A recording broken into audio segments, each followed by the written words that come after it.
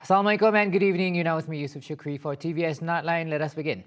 Sarawak government, through the Ministry of Youth, Sports and Entrepreneur Development, is making significant investments in its athletes and communities, committing 252 million ringgit to upgrade 11 key sports facilities ahead of the 2027 SEA Games. Minister Datuk Seri Abdul Karim Rahman Hamzah says the plan covers some of the state's most recognisable venues, including Sarawak Stadium, Stadium Perpaduan, the Sarawak Shooting Range and the Pandalela Renong Aquatic Centre, all set to be upgraded to regional competition standards. Moving forward towards achieving social inclusivity under PCDS 2030, my ministry has a total of 38 projects under the 13 Malaysia Plan. This project comprises of 14 continuation projects from the 12th Malaysia Plan, 13 continuation projects under the Project Rakyat, and 11 new projects for the upgrading of Southeast Asia Games facilities with a total approved ceiling of Ringgit Malaysia 387.73 million. Karim also reveals that the federal government has set aside an additional 350 million ringgit to support 17 sporting events and the opening ceremony of the 2027 SEA Games, ensuring every aspect of construction and organisation meets the standards set by the SEA Games Federation.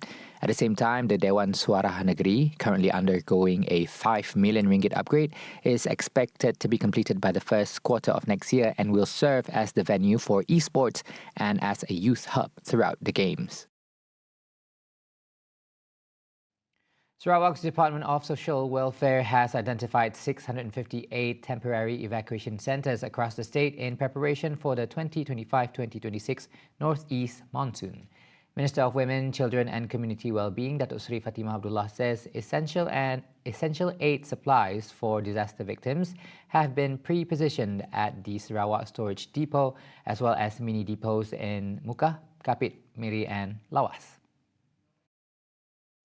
Selain itu, stok bahan bantuan keperluan asas juga terdapat di 12 pejabat kebajikan bahagian dan daerah serta 24 pangkalan hadapan bencana di Sarawak.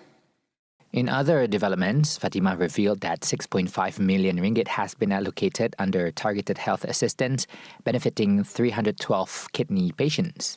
A total of 81 patients received support under the medical assistance scheme, while 75 others benefited from the prosthetic and assistive devices assistance scheme, reflecting the state government's ongoing efforts to strengthen Sarawak's social safety net. Now, on November 27th, police raid 2 premises in Klang used for storing and packing illegal substances. Selangor Police Chief Datuk Shazuli Kahar says that 3 local men aged between 33 and 49 were arrested. During the operation, police also seized 2,068 vape cartridges, 550 pods and 240 bottles of ketamine-infused vape liquid, with an estimated street value of 3.04 million ringgit.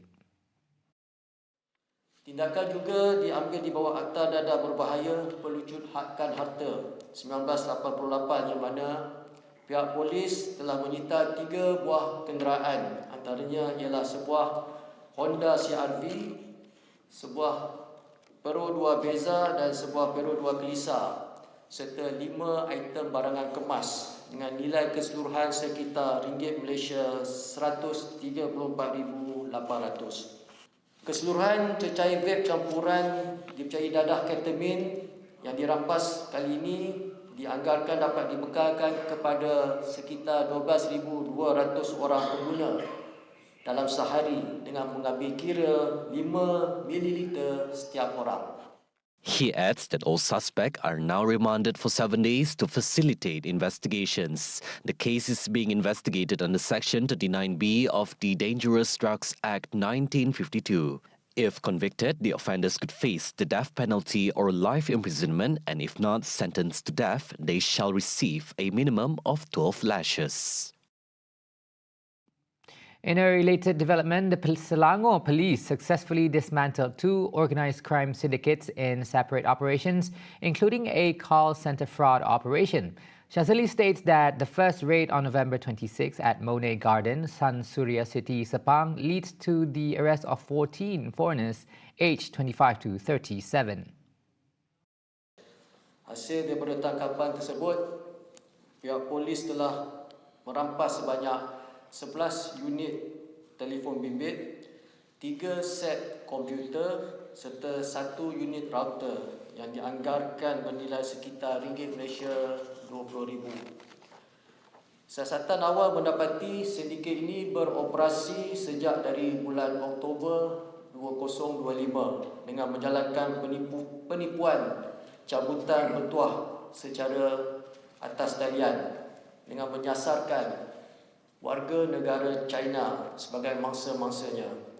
Elaborating further, Shazili says the syndicate uses the QQ Jin Chan application as an advertising platform to deceive victims into purchasing lucky numbers with cash prizes. Meanwhile, he says the second raid at the same location also results in the arrest of 10 foreign nationals involved in an online forex investment scam.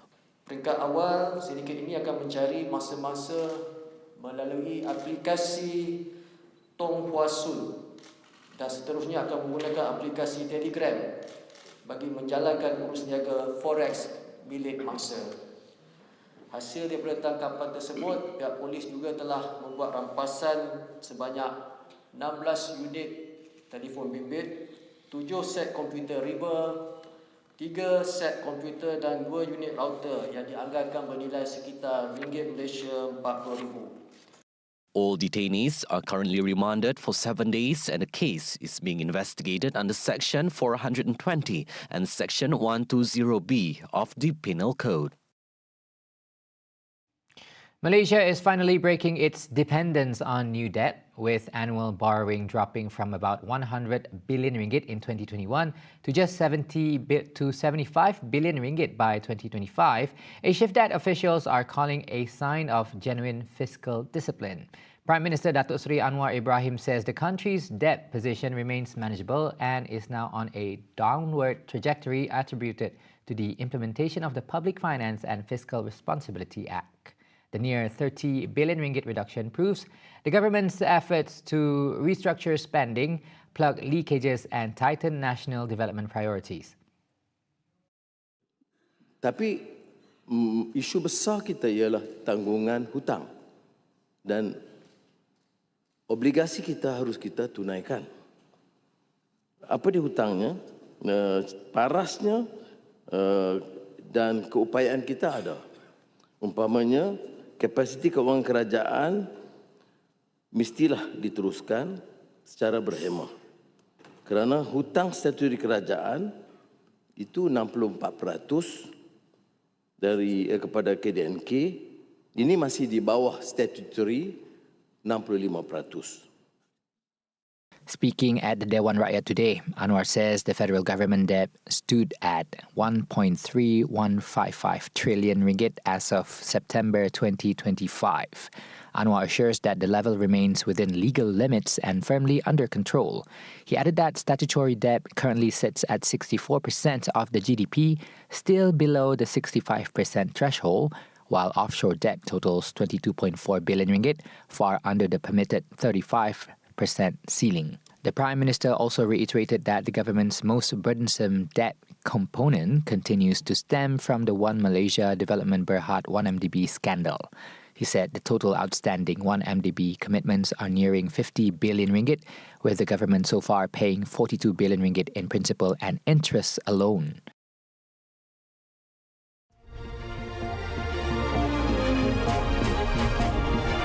你现在冲在前面，他来当全职爸爸，来承担家里的责任，挺好。一切都是最好的安排吧。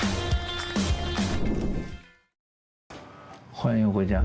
我完全不同意，他让人辞了，找工作去啊！在家带什么孩子呀？ Mampukah dia memikul cabaran menjadi seorang suami suri rumah?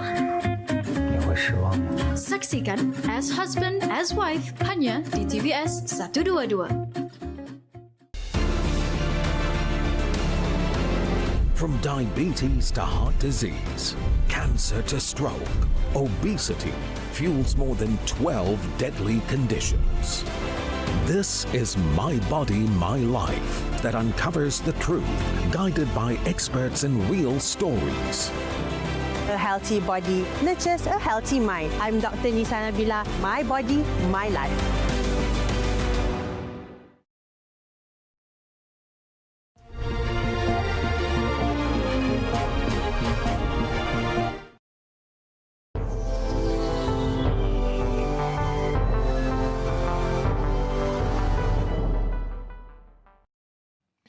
Death toll from the Hong Kong high-rise blaze has risen to 156, according to police reports.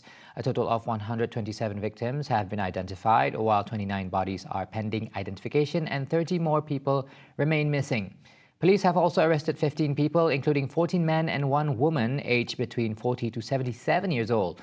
They will be charged with either manslaughter or corruption. It is a one-off occasion for the residents to go back and take back their properties, so they cannot move back in. And whether the scaffolding that will move away, for the time being, it will not. It is, in fact, a very important piece of evidence in our investigation. We will formally remove them later. While authorities probe the cause of the blaze, residents will be given a one-off opportunity to return home to retrieve personal belongings starting tomorrow. The 7 towers, now in ruins, was home to more than 4,000 people. Wrapping up the Nightline, former journalist turned investigative YouTuber Candace Owens returns to the small screens after more than a week of silence from her usual live broadcast on the platform. On her video posted today titled Charlie Kirk and Brigitte's Legionnaires, she says a source told her that the Macrons have executed upon and paid for her assassination. Candace claims that there was a paper trail that Macron allegedly paid $1.5 million where 2 assassins were hired, one Israeli man and another French-Canadian woman. Besides herself, French journalist Xavier Poussat's life is also at risk, she says, as both of them have played integral roles in quote-unquote exposing the French First Lady of being a man and is involved in various deviant acts and crimes happening in the Western world. Is also at risk. This is deadly serious. The head of state of France apparently wants us both dead and has authorized professional units to carry this out. I ask that every person retweet and share this. I do not know who in the American government can be trusted, since this source claims that our leaders are aware. But I have more specific information, which is definitively verifiable, should they care to reach out to me. And to the brave official in France who did this because they were so moved by the evil of Charlie's public execution to risk their own life, may God bless you truly. Let all be revealed. Now, besides the expose on Brigitte's real identity, what brought the situation into her attempted assassination was her investigation on the public execution of Charlie Kirk. Though the American government has arrested the shooter, Tyler Robinson, she suspects foul play. Through various episodes uploaded on her channel, she reveals Robinson may have not been the real shooter, but to cover for the real shooter. Her investigation also reveals far more insidious involvement of the French, American, and Israeli government on Kirk's death after he had previously questioned Israel's general morals. Especially the Charlie Kirk assassination. The whole world is invested in that assassination. Wouldn't you want to shut that down? The idea that it was a multinationally planned event? And by the way, is that on its face even plausible? Multiple agencies and multiple countries involved, from Egypt to Israel. People are saying that's totally crazy. No, it's a lone shooter who had never been on campus, who climbed the roofs like Spider-Man, happened to know where Charlie would be sitting and hit that shot in 4 seconds.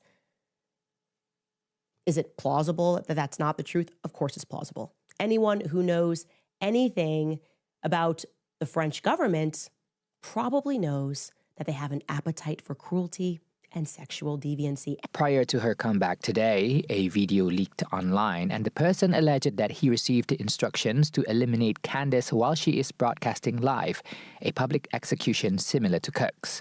Though the Anon claims that he declined the offer, a team to execute the assassination has been deployed and they have the necessary information. including her studio floor plan, the shift change of her security team, and more. After Candace cancelled her broadcast last week, the plan had changed to a much more guerrilla approach. The anonymous person also cautioned Candace to be more careful and to be incognito for the next 90 days, but she had refused and will continue to do her due diligence.